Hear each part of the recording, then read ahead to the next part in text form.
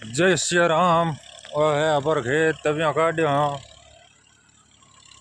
बढ़िया है हल जोत में उगो और घना तो कहीं घास को नहीं 10 आंगल हो है नीट तभी थाड़ो खाली लीलो पे है हटे तो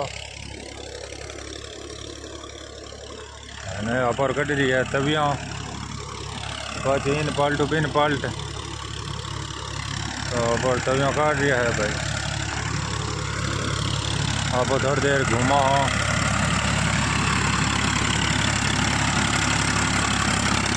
तभी और खाड़ो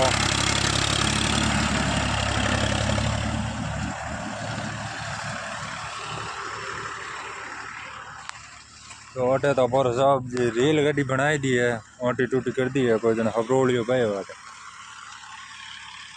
पर खैर है रात रो शेर दी रहे तो कोई चौको ही है। जय श्री राम।